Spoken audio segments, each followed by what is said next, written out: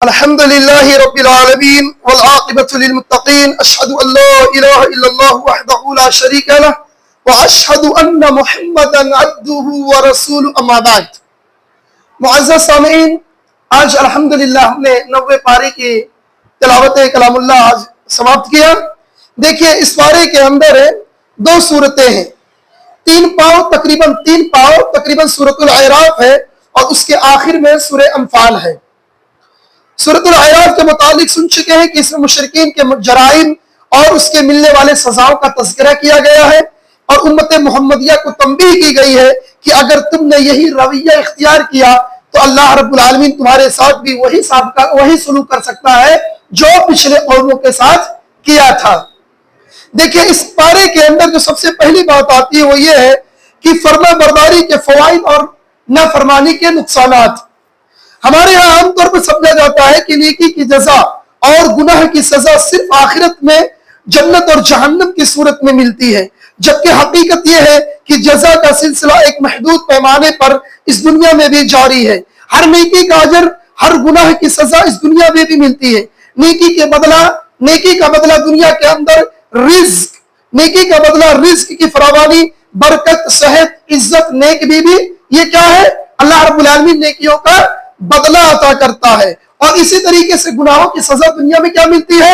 دنیا کے اندر گناہوں کی سزا تنگ دستی، بیماری، پریشانی، بد اخلاقی، نافرمان بیوی، یہ ساری چیزیں کیا ہے؟ یہ دنیاوی طور پر سزا ہے. اللہ رب کریم نے سورۃ الاعراف آیت نمبر 96 کے اندر بیان کیا. اللہ کہتا ہے اور اگر بستیوں والے ایمان لے آتے اور بچ کر چلتے تو ہم ضرور ان پر آسمان اور زمین سے بہت سی برکتیں کھول دیتے، لیکن انہوں نے جھٹلایا تو ہم نے اس کی وجہ سے پکڑ لیا جو وہ کمایا کرتے تھے. لہذا اس آیت میں اللہ رب العالمین نے عقل رکھنے والوں کے لیے واضح بات بیان کر دی کہ اگر آدمی یہ سوچ لے کہ دنیا کے اندر ہمیں کچھ نہیں ملنے والا ہے، یعنی دنیا کے اندر ہمیں کوئی جزا اور سزا نہیں ملے گی، تو آدمی نیکی ہی نہیں کرے گا. لہذا اللہ تعالیٰ اس دنیا کے اندر بھی جزا ہو یا سزا ہو، ایک طور پر اللہ تعالیٰ ضرور اس کے اندر عطا کرتا ہے. لہذا جیسا کہ میں نے آپ کے سامنے اس کا تذکرہ کیا. اسی طریقے سے سیدنا موسیٰ علیہ السلام اور ان کے قوم بنی اسرائیل کا تفصیلی تذکرہ اس پارے کے اندر موجود ہے. آپ اٹھا کر دیکھیے اس پارے کے اندر سورۃ الاعراف آیت نمبر 126 کے اندر اللہ رب العالمین نے سیدنا موسیٰ علیہ السلام کو فرعون اور ان کی قوم بنی اسرائیل کی طرف مبعوث فرمایا. سیدنا موسیٰ علیہ السلام نے فرعون کے دربار میں پہنچ کر اللہ رب العالمین کی لمبی واقعہ ہے. آپ کو معلوم ہے کہ موسیٰ علیہ السلام یہ فرعون کے پاس پہنچے اور ان کے درس اور ان کو توحید کی دعوت دیا کہ اے فرعون اللہ رب العالمین کا اقرار کر لے. تو وہ کیا کہتا تھا؟ انا ربکم الاعلی، میں سب سے بڑا رب ہوں. لہذا اس کا یہ کہنا اور موسیٰ علیہ السلام کا اللہ رب العالمین کی طرف سے دعوت دینا، یہ دونوں تکرار آپس میں چل رہے تھے. لہذا فرعون نے کیا کہا؟ اگر واقعی تیرا کوئی رب ہے تو تو اپنی کوئی دلیل دکھا، تو اپنا کوئی معجزہ دکھا. تو فرعون موسیٰ علیہ السلام نے کیا کیا؟ جو لاٹھی موسیٰ علیہ السلام لیے تھے وہ چھوڑ دیے، تو کیا بن گیا؟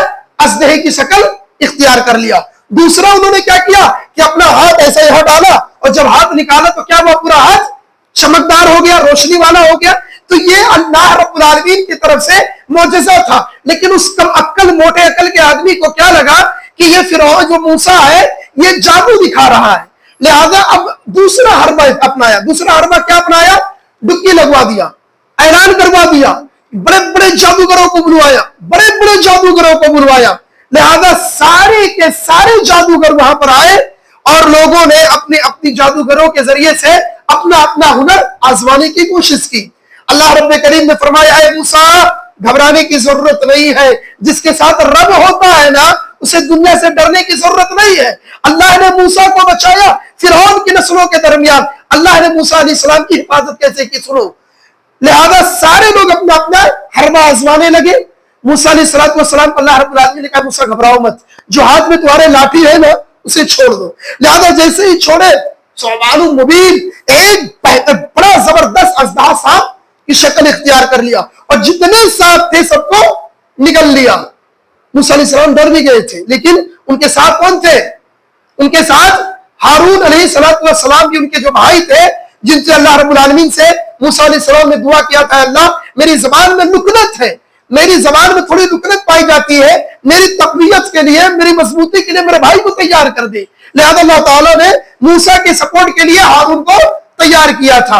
लिहाजा जब वहां के सारे जादूगरों ने ये देख लिया कि अब क्या कहते हैं, ये जो काम हो रहा है ये अल्लाह रब्बुल आलमीन की जानिब से है, लिहाजा लोगों ने कहा आमन्तु बिरब्बि मूसा, हम ईमान लाते हैं मूसा के रब के ऊपर। लिहाजा सारे जादूगरों ने एकजुट होकर अल्लाह रब्बुल आलमीन पर ईमान लाया। तो किसी को नहीं मालूम कि कौन सा तरीका दावत के लिए निकल सकता है, कौन सा तरीका अल्लाह कैसे निकाल दे।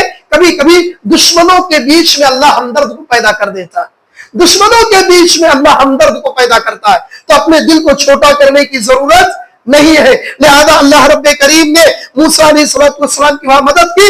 लिहाजा फिरौन उसके बाद भी बागी था, उसके बाद फिरौन का कई मकामात को उसका तज़किरा अल्लाह रब्बुल आलमीन ने फरमाया। फिरौन के बरअक्स से बनी इसराइल पर ईमान ले आए। लिहाजा जो जादूगर थे ये फिरौन को छोड़ दिए, अब किस पर ईमान लाते हैं? बनी इसराइल के रब पर।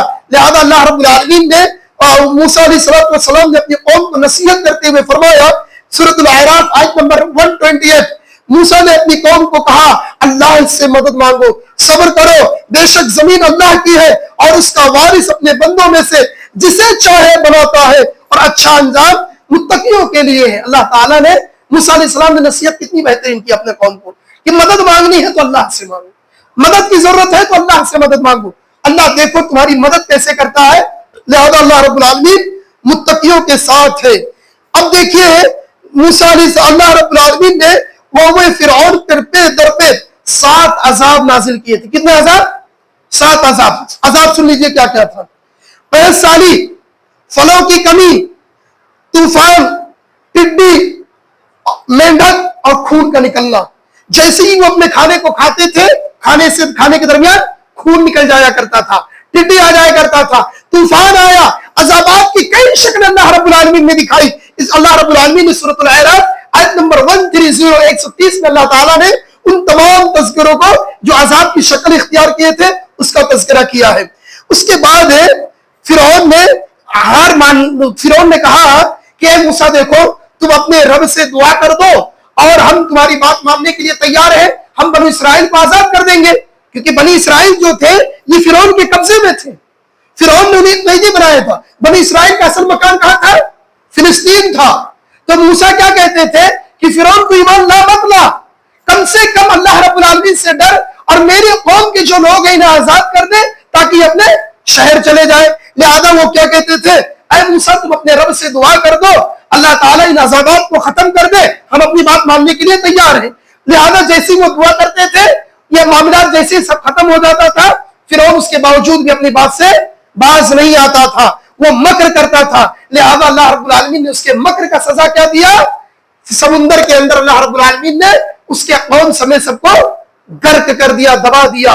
उसका वाक़या आपको मालूम है, देख रहे हो तो सूरह अल-आराफ आयत नंबर 136 137 के अंदर यह आयत और इसकी तफसीलात मौजूद है। इसी पारे के अंदर बनी इसराइल की हालत का तज़किरा किया गया है। बनी इसराइल को अल्लाह रब्बुल आलमीन ने फिरौन के जुल्म और सितम से न सिर्फ निजात दी बल्कि उनके सामने उसे गर्क कर दिया जिससे उन्हें आंखों की ठंडक हो गई। अब चाहिए तो यह था कि बनी इसराइल अल्लाह रब्बुल आलमीन की सजदा करती, बनी इसराइल ये अल्लाह रब्बुल आलमीन का सजदा करना चाहिए था, शुक्र अदा करना चाहिए था। अल्लाह ने फिरौन को खत्म कर दिया, इससे बड़ी दौलत और क्या हो सकती है। लिहाजा उसके बावजूद ये बनी इसराइल अल्लाह रब्बुल आलमीन के नाशुक्रे निकल गए, अल्लाह रब्बुल आलमीन के साथ शिर्क करने वाले निकल गए।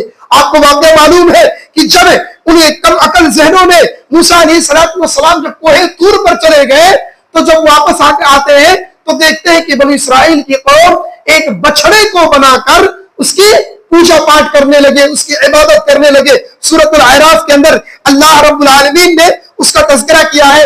आयत नंबर 148 के अंदर अल्लाह रब्बुल आलमीन ने उसकी तफसील उसके अंदर मौजूद है कि मूसा अलैहिस्सलाम जब कोहे तूर से वापस आए तो देखा और कहा कि मेरे कौम के लोगों तुम कैसे हो, अभी तो मैं कुछ दिन पहले गया था, अल्लाह ने तुमको इतनी नेमतों से नवाजा था, उसके बावजूद तुम लोगों ने अल्लाह के साथ शिर्क कर लिया।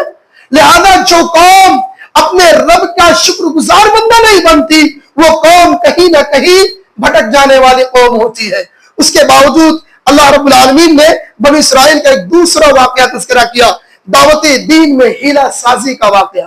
دعوت دین میں ہیلہ سازی کا واقعہ سورۃ الاعراف آیت نمبر 163 166 کے اندر اللہ رب العالمین نے بیان کیا کہ جب اللہ تعالیٰ نے بنی اسرائیل سے کہا تھا کہ میرے قوم کے دیکھو، اے لوگوں دیکھو، ہفتے کے دن تم تجارت مت کرنا، ہفتے کے دن تم تجارت مت کرنا، مچھلی مت مارنے جانا، لیکن اس کے باوجود ان لوگوں نے ہیلہ سازی کی۔ کیا کیا؟ جہاں سے مچھلیاں نکلتی تھی، جو ان کا ارد گرد مچھلیوں کا حصہ تھا، اس کے آزو بازو میں ان لوگوں نے کھڈا بنا دیا۔ کیا بنا دیا؟ کھڈا بنایا۔ اب جیسے ان کو معلوم تھا کہ ہفتے کے دن مچھلیاں زیادہ آتی ہیں، لہذا ان لوگوں نے کیا کیا؟ اس پانی کا رخ جو ہے اپنے کھڈے کی طرف کر دیا، تو مچھلیاں کیا ہوتی تھی؟ ہفتے کے دن ساری مچھلیاں کھڈے میں آ جاتی، اور یہ بیوقوف اللہ کو پاگل سمجھتے تھے۔ نعوذ باللہ من ذالک۔ یاد رکھنا، جو قوم اللہ رب العالمین کے ساتھ مکر کرتی ہے، اللہ اس کے ساتھ اس سے زیادہ مکر کرتا ہے۔ یاد رکھنا یہ بات۔ ان لوگوں نے کیا کیا؟ ہیلہ سازی۔ ہفتے کے دن نہیں مارا، ہفتے کے دن صرف پانی چھوڑ دیا، ساری مچھلیاں بھر گئی، اور دوسرے دن جا کر مچھلیوں کو انہوں نے پکڑ لیا، اس کا شکار کیا۔ اللہ کا حکم تھا مت مارو، خلاص آمنا مصدقنا، ان کو اللہ کی بات مان لینی چاہیے تھی، لہذا ان لوگوں نے ہیلہ سازی اختیار کیا۔ اس پارے کے اندر اس کی آیت بھی موجود ہے۔ دعوت دین کے فوائد کیا کیا ہے؟ اللہ رب العالمین نے جب وہ لوگ مچھلیاں پکڑنے کے لیے ہیلہ سازی کر رہے تھے تو نیک لوگوں نے انہیں سمجھایا، لیکن لالچ میں اندھے کسی بات پر سننے کے لیے تیار نہ تھے۔ بعض لوگوں نے دعوت دین والے نیکوں سے کہا انہیں سمجھانے کا فائدہ نہیں ہے، جس طرح ہمارے لوگ کہتے ہیں کہ ان کے دلوں پر مہر لگی ہوئی ہے، انہیں سمجھانے کا کوئی فائدہ نہیں ہے، انہوں نے ہلاک ہونا ہی۔ تو نیک لوگ کہتے ہیں کہ ہم دعوت اس لیے دے رہے ہیں کہ کل قیامت کے دن اپنے رب کے ہاں عذر پیش کر سکیں۔ سمجھ لیجئے، دعوت دین کا سب سے بڑا فائدہ یہ ہے کہ آپ اپنی نسلوں کو دعوت دے دو، آپ اپنے بھائیوں کو دعوت دے دو، بتاؤ کہ دین کیا ہے، اسلام کیا ہے، اللہ کون ہے، رسول اللہ کا حق کیا ہے، اللہ کا حق کیا ہے، صحیح دعوت دین کیا ہے۔ آپ دعوت دین پہنچا دو، کل قیامت کے دن آج یہ مانے نہ مانے، کل اللہ رب العالمین کے پاس آپ پیش کر سکتے ہو کہ اللہ میں نے دعوت کا کام ان تک پہنچا دیا تھا، اس کے باوجود وہ ماننے کے لیے تیار نہ تھے۔ سورۃ الاعراف آیت نمبر 164 165 کے اندر اللہ تعالیٰ نے اس کا بھی تذکرہ موجود ہے، آپ دیکھ سکتے ہو۔ لہذا سیدنا نعمان بن بشیر کہتے ہیں کہ رسول اللہ صلی اللہ علیہ وسلم نے فرمایا، اللہ کے حدود خلاف ورزی کرنے والوں اور خلاف ورزی دیکھ کر خاموش رہنے والوں کی مثال ان جیسی ہے۔ اللہ کے نبی صلی اللہ علیہ وسلم نے صحیح بخاری کے اندر 2686 کے اندر ایک روایت موجود ہے کہ دعوت کا کام دیکھ کر اور نہ دیکھنے والے، یعنی دعوت کا کام کرنے والے اور نہ کرنے والوں کا فرق کیا ہوتا ہے۔ دیکھیے، جو حدود کی خلاف ورزی کرتے ہیں، جو ایک رہتے گناہ کرتے ہیں اور ایک رہتے گناہوں کو دیکھتے ہیں، اس کی مثال اللہ کے نبی نے کیا سمجھایا۔ اللہ کے رسول صلی اللہ علیہ وسلم کہتے ہیں، کسی جہاز میں بیٹھنے کے لیے قرآن اندازی کی، کچھ لوگوں کے حصے میں نچلی منزل آ گئی، کچھ لوگوں کے حصے میں نچلی منزل آئی اور دوسروں کے حصے میں اوپر کی منزل آئی۔ اب نچلی منزل والے جب پانی لے کر بالائی منزل والوں کے پاس سے گزرتے ہیں تو انہیں اسے تکلیف پہنچتی۔ یہ دیکھ کر نچلی منزلوں والوں میں سے ایک نے کلہاڑی لی اور جہاز کے پہندے میں سوراخ کر دیا، جہاز کے پہندے میں سوراخ کر دیا۔ تو لہذا ان لوگوں نے نقصان کو تو کم دیکھا کہ بھائی پانی لے جا رہے، تھوڑا کچا ہو جا رہا، لوگ گلے ہو جا رہے، تکلیف تھی، اسے برداشت کرنا چاہیے تھا، سمجھانا چاہیے تھا۔ لیکن مسئلہ کیا ہوا، جب اس تکلیف کو برداشت نہیں کر سکے اور کیا کہتے ہیں جو حدود کی خلاف ورزی کر رہے تھے، تو دیکھنے والوں نے کیا کیا، کہا بھائی جانے دو، ہمیں انہیں تکلیف دینے کی ضرورت نہیں ہے، ہم نیچے سے پینڈا کھولیں گے اور پانی لے لیں گے۔ مسئلہ کیا ہوا، تھوڑا سا پانی لینے کے چکر میں پوری کشتی ڈوب گئی۔ تو اگر آپ ایسا کریں گے کہ آپ کسی کو دعوت کا کام نہیں دیں گے، آپ برائی دیکھیں گے، خاموش رہیں گے، تو جب عذاب آئے گا تو عذاب میں آپ بھی مبتلا ہو جائیں گے۔ لہذا ہمیں چاہیے کہ ہم جو اللہ رب العالمین کے خلاف کوئی کام کرے، رسول اللہ کی سنتوں کے خلاف کوئی عمل کرے، تو ہمیں اس پر کوشش کرنا چاہیے، سمجھانے کے لیے پورا کام اور پوری کوشش کرنی چاہیے۔ اسی پارے کے اندر اللہ رب العالمین نے محمد صلی اللہ علیہ وسلم پر ایمان لانے کا بھی حکم دیا ہے۔ اسی پارے کے اندر اس کا بھی وہ آیت بھی موجود ہے۔ سابق انبیاء اور ان کی اقوام کا تذکرہ کرنے کے بعد، بدعمالیوں کا انجام بیان کرنے کے بعد یہود و نصارہ کو دعوت دی گئی کہ محمد صلی اللہ علیہ وسلم وہی نبی ہے جن کی نشانیاں اور علامات تمہاری کتاب تورات، انجیل اور زبور کے اندر موجود ہے، لہذا تم لوگ انبیاء کو محمد صلی اللہ علیہ وسلم پر ایمان لاؤ۔ اللہ رب العالمین نے سورۃ الاعراف آیت نمبر 157 کے اندر اس کا بھی تذکرہ کیا ہے۔ اب اس کے بعد اسی پارے کے اندر ایک بات آتی ہے، اسماء الحسنہ پر ایمان لانے اور ان کے ذریعے سے دعا کرنا۔ اسماء الحسنہ سے کیا مراد ہے؟ اللہ رب العالمین کے بہت سارے نام ہیں، اللہ رب العالمین کے بہت سارے صفاتی نام ہیں، ان نام کا واسطہ دینا اور اللہ رب العالمین سے دعا کرنا چاہیے، لہذا مزید اللہ کے نام کے معانی کو بگاڑنا نہیں چاہیے اور کسی دوسرے شخص کو دینا صریح شرک ہے۔ یعنی جو اللہ کا نام ہے، اللہ رب العالمین کا جو نام ہے، اور اللہ رب العالمین کے نام کو بگاڑنا نہیں چاہیے۔ اللہ کے جو صفاتی نام ہے، اللہ رب العالمین نے اس کا ٹھکانہ جہنم بنایا ہے جو اللہ رب العالمین کے نام کو بگاڑ کر پیش کرتے ہیں۔ سورۃ الاعراف آیت نمبر 180 کے اندر اللہ رب العالمین نے اس کا بھی تذکرہ کیا۔ اللہ رب العالمین کہتا ہے اور سب سے اچھے نام اللہ ہی کے ہیں، سو اسے ان کے ساتھ پکارو اور ان لوگوں کو چھوڑ دو جو اس کے ناموں کے بارے میں سیدھے راستے سے ہٹتے ہیں، انہیں جلد ہی اس کا بدلہ دیا جائے گا وہ جو کیا کرتے تھے۔ لہذا ہمیں کیا چاہیے کہ جو ہم اللہ کا صفاتی نام ہے نا، اللہ کے جو صفات کا تذکرہ ہے، اللہ رحمان ہے، اللہ رحیم ہے، اللہ غفار ہے، تو ان صفتوں کو اللہ رب العالمین کا واسطہ دے کر اس سے دعا کرنے کی ضرورت ہے۔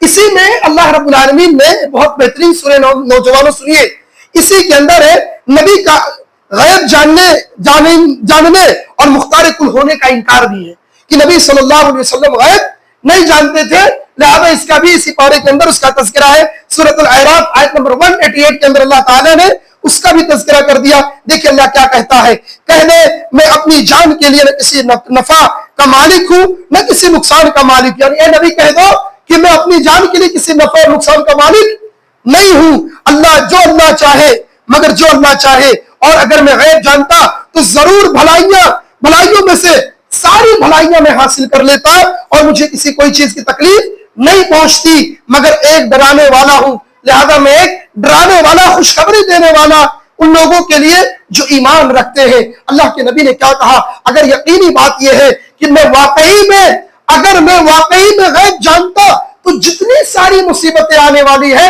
میں ان مصیبتوں کو ہٹا دیتا۔ نبی کو اتنی جو تکلیفیں دی گئی، اللہ کے رسول کو اگر غیب معلوم ہوتا کہ مجھے چوراہے پر مار دیا جائے گا، مجھے سجدے کی حالت میں میرے اوپر ہے وہ جھڑی رکھ دی جائے گی، اللہ کے رسول کو معلوم ہوتا کہ میں طائف میں جاؤں گا، طائف والے مجھے پتھروں سے ماریں گے، تو اللہ کے رسول صلی اللہ علیہ وسلم یہ ساری مصیبتیں، یہ ساری پریشانیاں کیوں آتی؟ لہذا اللہ کے رسول کو غیب کا علم نہیں تھا۔ اما عائشہ کی ایک روایت دیکھیے، اما عائشہ صدیقہ رضی اللہ تعالیٰ عنہ بیان کرتی ہے اسی پارے کی آیت سے، یہ جو سورۃ النمل کی 65 کے اندر جو آیت موجود ہے، اللہ رب العالمین نے اسی پارے کا تذکرہ کیا۔ اللہ رب العالمین نبی صلی اللہ علیہ وسلم کی بیوی اما عائشہ کہتی ہے جو یہ گمان کرے کہ آپ ہیں صلی اللہ علیہ وسلم اس بات کی خبر دیتے تھے کہ کل کیا ہوگا، تو یہ اللہ رب العالمین پر بہت بڑا جھوٹ باندھتا ہے، یہ اللہ پر بہت بڑا تہمت باندھتا ہے۔ اللہ رب العالمین فرماتا ہے بے شک اللہ تعالیٰ کے سوا آسمان اور زمین میں جو کچھ بھی ہے وہ غیب صرف اللہ کو معلوم ہے۔ صحیح مسلم کی روایت ہے، حدیث نمبر 439 کے اندر یہ روایت موجود ہے۔ لہذا معزز سامعین، اسی پارے کے اندر اللہ رب العالمین نے اولاد میں شرک باللہ کا بھی تذکرہ ہے۔ بہت سارے لوگ جس طرح عبادت میں شرک کرتے ہیں، اسی طرح وہ دعا اور نعمتوں میں بھی شرک کرتے ہیں، وہ اللہ کو چھوڑ کر دوسرے سے دعا مانگتے ہیں، یا اللہ ان پر کوئی نعمت کرے تو وہ غیر اللہ کی طرف منسوب کر دیتے ہیں۔ آپ نے دیکھا ہوگا بہت سارے ایسے احباب ہوتے ہیں جو دعا کرتے ہیں اللہ سے۔ ارے بھائی آپ کے پاس کوئی آیا، اللہ کے نبی نے کہا نا کہ نیک لوگوں سے دعا کرا سکتے ہو، نیک لوگوں کی دعائیں قبول ہوتی ہے۔ آپ کے پاس کوئی آیا، آپ کے ذریعے سے اللہ نے اسے شفا دے دیا، آپ کے ذریعے سے اللہ نے اسے شفا دے دیا، اولاد عطا کر دیا۔ اب وہ غدار کیا کرتا ہے کہ جا کر وہ یہ کہتا ہے کہ مجھے فلاں پیر کے درگاہ پر گیا تھا، فلاں بابا کے درگاہ پر گیا تھا، لہذا مجھے وہ اولاد فلاں بابا نے دیا ہے۔ تو یہ کیا ہے؟ اللہ رب العالمین کے ساتھ شرک کرنا ہے۔ اللہ تعالیٰ نے سورۃ الاعراف آیت نمبر 190 190 میں بیان کیا، اللہ کہتا ہے پھر جب उन्हें तंदुरुस्त बच्चा अता किया तो दोनों ने उसके लिए उसमें शरीक बना लिए जो उसने उन्हें अता किया था। बस अल्लाह रब्बुल आलमीन उससे बहुत बुलंद है जो शरीक बनाते हैं। लिहाजा मोअज़्ज़ज़ हज़रात, जो लोग अपनी औलाद को अल्लाह के अलावा किसी को शरीक बनाते हैं ना, ये बहुत बड़ा शिर्क है। लिहाजा औलाद देने वाली जात अल्लाह की है, तो नाम किसका लेना चाहिए? अल्लाह का। किसी पीर, किसी फकीर, किसी बाबा, किसी दरगाह, किसी वजीर का नाम नहीं लेना चाहिए। सब कोई औलाद देने वाले नहीं है, देने वाली जात सिर्फ अल्लाह की है। मोअज़्ज़ज़ सामीन, इसी पारे के अंदर कब्र परस्ती का भी तज़किरा है। कब्र परस्ती का भी इसी पारे के अंदर तज़किरा है। अल्लाह रब्बुल आलमीन ने सूरह अल-अराफ आयत नंबर 194 के अंदर अल्लाह ताला ने इसका भी तज़किरा किया कि बेशक जिन्हें अल्लाह के सिवा पुकारते हो वो तुम्हारे जैसे बंदे हैं, बस उन्हें पुकारो तो लाजिम है कि वो तुम्हारी दुआ कबूल करे अगर तुम सच्चे हो। लिहाजा जो लोग हैं बेचारे खुद मुहताज हैं, चार कंधे पे उठ के कब्र के अंदर चले गए, वो तुम्हारी क्या मदद कर सकते हैं? अगर उनके कब्रों के ऊपर एक मक्खी बैठ जाए तो मक्खी को भी नहीं हटा सकते हैं, तो तुम गुमान करो कि वो तुम्हारी दुआ कैसे कबूल करेंगे, तुम्हारी चाहतों को पूरी कैसे करेंगे। लिहाजा कब्र के अंदर जाना, कब्र के पास जाना, उनसे मुरादें मांगना, उनसे क्या कहते हैं, उनसे सवालात करना, ये सारी की सारी चीजें शिर्क है।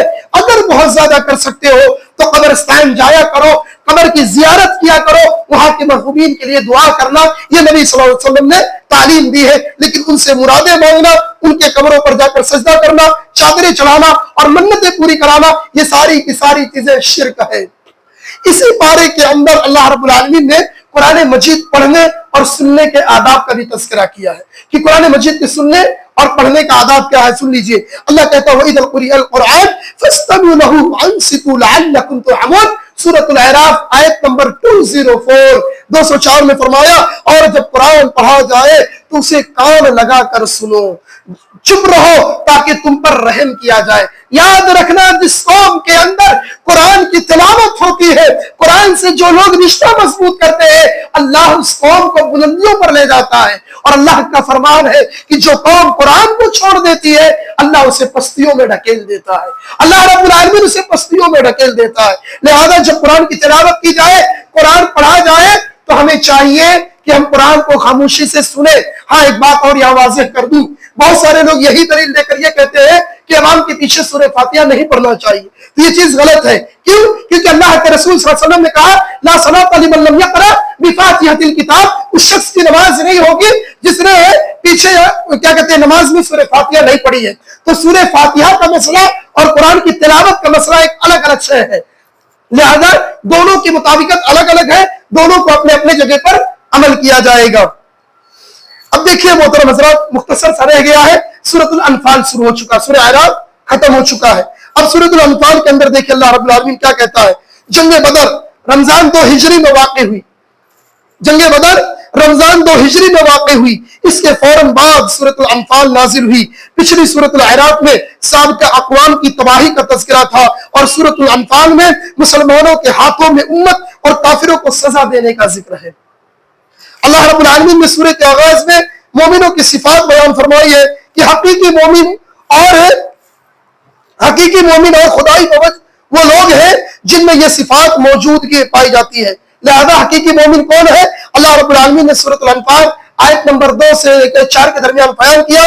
असल मोमिन तो वही है जो अल्लाह का जिक्र किया जाए तो उनके दिल डर जाते हैं। अल्लाह के जिक्र से अहले ईमान का दिल कांपने लगता है, उसके ईमान में इजाफा होता है, उसके ईमान में इजाफा होता है। वइज़ा तुलियत अलैहिम आयातुहु ज़ादतहुम ईमाना, उसके ईमान में इजाफा होता है। वो लोग जो नमाज कायम करते हैं, उसमें से जो हमने उन्हें दिया है खर्च करते हैं। कौन कौन? अहले क्या कहते हैं बेहतरीन मोमिन कौन कौन है? जिन पर कुरान की तिलावत की जाती है, जो कुरान को सुनते हैं नमाजों के पीछे या आम वक्त में कुरान को सुनते हैं तो उनका दिल कांप उठता है, घबराने लगते हैं, ईमान में ज़ाबते पैदा होने लगती है, नमाज के कायम करने वाले होते हैं। जो अल्लाह रब्बुल आलमीन ने उन्हें दिया है अल्लाह के रास्ते में खर्च करने वाले होते हैं। इसी तरीके से ये लोग सच्चे मोमिन हैं, उन्हीं के लिए रब के पास बहुत से दर्जे और बड़ी बख्शिश और बाइज्जत वाली जिंदगी है। लिहाजा मोहतरम हज़रात, इसी पारे के अंदर अल्लाह रब्बुल आलमीन ने जंग बदर का पश मंजर भी जिक्र किया है कि जंग बदर का वाकया जो अल्लाह रब्बुल आलमीन ने रमजान के 2 हिजरी में जो वाक़या हुआ था, जंग बदर ये रमजान के मौके पर वाक़या हुआ था। رمضان کے موقع پر واقع ہوا تھا. اس میں مسلمانوں کو چھوڑ کر مکہ سے چھوڑ کر مدینہ جانے کا ہجرت کا واقعہ موجود ہے. ہجرت ایک بہت اہم پیغام ہے. ہجرت کا جو معاملہ ہے یہ ایک بہت اہم پیغام ہے جس کے اندر اللہ رب العالمین نے بیان کیا کہ ایک مومن جو ہجرت کر کے جاتا ہے یہ امن و امان چاہتا ہے. اگر ایک مومن ہجرت کا مطلب ہی امن و امان کی زندگی ہے، ورنہ ایک مومن کے لیے کیا ضروری ہے کہ اپنے بیوی بچے اپنی پیدائش کی جگہ کو چھوڑ کر چلا جائے گا، لڑائی جھگڑا کرتا. لیکن نہیں، یہ اہل ایمان کی صفت ہے کہ انہیں اللہ کی عبادت میں کوئی تکلیف نہ ہو، لہذا مومن کیا کرتا ہے؟ ہجرت کر جاتا ہے. جنگ بدر کا بھی وہی معاملہ تھا. اللہ کے نبی صلی اللہ علیہ وسلم جب مکہ سے مدینہ چلے گئے تو مکہ والوں نے مدینہ کے سرداروں کو بھی کہا، ان سے دوستی کی، اور نبی صلی اللہ علیہ وسلم کے رہنے کی دشواری پیدا کرنے لگے.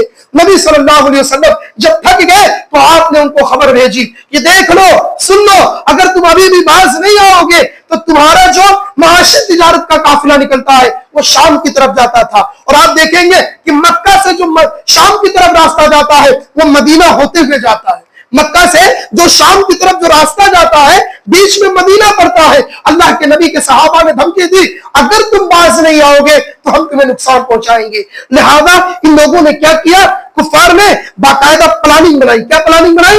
پلاننگ اس طریقے سے بنائی کہ چلو سارے گھرانوں سے انہوں نے پیسہ وصولی کیا اور کیا کہا کہ جو اس تجارت سے فائدہ ہوگا اس سے ہم ہتھیار خرید لیں گے، اس سے ہم ہتھیار خرید لیں گے، اور اس کے بعد اسی ہتھیار کا استعمال مسلمانوں پر، محمد صلی اللہ علیہ وسلم پر کیا جائے گا. لہذا جیسے وہ لوگ نکلے، اللہ کے نبی صلی اللہ علیہ وسلم کے صحابہ تجارت کو لینے کے لیے گئے تھے، مال و غنیمت کو، لیکن اللہ رب العالمین کو کچھ اور ہی منظور تھا. اللہ نے عزت کی زندگی بخشی اور جنگ بدر کو اللہ تعالیٰ نے فتح نصیب کیا. اسی پارے کے اندر آپ دیکھ لیجئے سورۃ الانفال آیت نمبر 7 اور 8 کے اندر اس کا لمبا تذکرہ موجود ہے.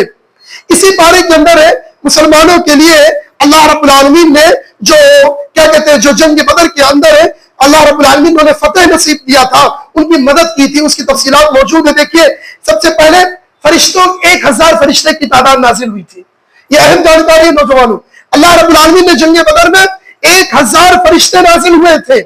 دوسری، مسلمانوں پر نیند طاری کر کے ان کے دلوں کو پرسکون اللہ نے بنا دیا تھا. نمبر 3، بارش نازل کر کے ریتیلی زمین کو پاؤں جمنے کی صلاحیت پیدا کر دی تھی. جو ریتیلی زمین تھی جو جلنے والی تھی، اللہ نے بارش نازل کر دیا تاکہ مومنوں کے پیر پہ چبھنا محسوس ہو. نمبر 4، ایسا انتظام کیا کہ مسلمان کافروں کو کم دیکھ رہے تھے اور کافروں کو مسلمان زیادہ نظر آ رہے تھے. لہذا 300 کتنے تعداد تھی جنگ بدر میں؟ سوچئے، جنگ بدر میں 350 تعداد، 313 کی تعداد، اور کافروں کی 950 تعداد. کیا حقیقت ہے؟ لیکن جب رب مدد پہ آتا ہے تو اللہ رب العالمین کی مدد آتی ہے. نبی نے کہا تھا، اے اللہ یہ مٹھی بھر جماعت میں تیری مدد لے کے آ گیا ہوں، مٹھی بھر جماعت. اگر آج یہ ہار گئی یہ قوم، اے اللہ اس زمین پر تیرا نام لینے والا کوئی نہیں رہے گا. تاریخ اٹھا کر دیکھیے، اللہ کے نبی اتنا روئے تھے، اتنا اللہ کے رسول کی آنکھوں سے آنسو نکلا تھا. ابو بکر کہتے ہیں، یا رسول اللہ، اے اللہ کے رسول خوشخبری ہو. اللہ کے نبی نے لوگوں کو خوشخبری دی، جاؤ لڑو، رب ہماری مدد کے لیے فرشتوں کو نازل کر رہا ہے. نوجوانوں یاد رکھنا، اللہ پر توکل رکھو. جب رب پر توکل ہوگا اللہ کی مدد غیب سے آتی ہے انشاءاللہ. اسی پارے کے اندر لہذا جہاد کے آداب کا بھی تذکرہ ہے. اسی پارے کے اندر اللہ رب العالمین نے کافر کے عذاب کی دعا مانگتے تھے مگر عذاب نہیں آتی تھی. لہذا کافر اسی پارے کے اندر موجود ہے. اللہ رب العالمین سے وہ سورۃ الانفال کے اندر آیت نمبر 33 کے اندر موجود ہے کہ وہ لوگ دعا مانگتے تھے کہ اللہ رب العالمین ہمیں، لیکن پتھروں کی بارش نہ ہوئی. لہذا وہ لوگ دعا مانگتے تھے کہ اللہ رب العالمین ہم پر عذاب نازل کر دے اگر تو حقیقت میں ہے، اگر اللہ تو حقیقت میں ہے تو ہم پر عذاب نازل کر دے. دیکھیں اللہ رب العالمین سے کیا کہا، اور اللہ کبھی ایسا نہیں کرتا کہ انہیں عذاب دے. جب ان میں ہوا اللہ رب العالمین انہیں کبھی عذاب دینے والا نہیں جب وہ بخشش مانگتے تھے. لہذا ان میں نبی موجود تھے، انہیں دعوت کا کام دیتے تھے. لہذا اللہ کے نبی صلی اللہ علیہ وسلم نے ان کے لیے کبھی بھی بددعا نہیں کی تھی کہ اللہ انہیں غرق کر دیا. اس طریقے سے اور لوگوں کا معاملہ تھا. لہذا اللہ رب العالمین نے ان کی کئی صورتیں تھی عذاب کی، لیکن انہیں سمجھ میں نہیں آ رہا تھا. اسی کے پارے کے اندر اللہ رب العالمین نے بہت ساری چیزوں کا تذکرہ کیا ہے. مسلمانوں کو فتنے کے خاتمے تک جہاد کرنے کا بھی اللہ رب العالمین نے اسی پارے کے اندر حکم دیا تھا. لہذا اسی پارے کے اندر یہ بھی بتایا گیا ہے کہ مال اور اولاد یہ فتنہ ہے، مال اور اولاد یہ فتنہ ہے. لہذا اصل زندگی کون سی ہے؟ اللہ کے پاس والی زندگی ہے۔ یہ اولاد، یہ مال، اس کی نعمتیں اور یہ اولاد اور یہ مال کی لالچ کہیں تمہیں اللہ کے ذکر سے غافل نہ کر دے۔ یہ ساری چیزوں کو دیکھ کر آدمی کو چاہیے کہ دولت کے پیچھے نہ بھاگے، رب کے لیے عبادت کرے، رب کی طرف بڑھنے کی کوشش کرے۔ دولت آج ہے کل ختم ہو جانے والی ہے، مال آج ہے کل ختم ہو جائے گی، اولاد آج ہے آپ کے مرنے کے بعد یہ آپ کی ایک سے دو نسل یاد رکھے گی، تیسری نسل آپ کو یاد کرنے والی نہیں ہے۔ نوجوانوں، لہذا جو بھی عمل کرو اللہ کے لیے کرو، اللہ آپ کے ساتھ ہے، اللہ کی مدد آپ کے ساتھ ہے۔ اللہ سے دعا ہے کہ رب کریم ہمیں زیادہ سے زیادہ نیک عمل کرنے کی توفیق عطا فرما، اس رمضان المبارک کے مقدس مہینے میں زیادہ سے زیادہ عبادت کرنے کی توفیق عطا فرما۔ آمین تقبل یا رب العالمین۔ سبحانک اللہم و بحمدک، اشہد ان لا الہ الا انت، استغفرک و اتوب الیک۔